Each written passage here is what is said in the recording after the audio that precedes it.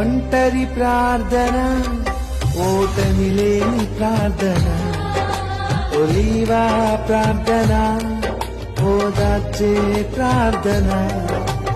ఒంటరి ప్రార్థన, ఓటమి లేని ప్రార్థన, ఒలీవా ప్రార్థన, ఓదార్చే ప్రార్థన.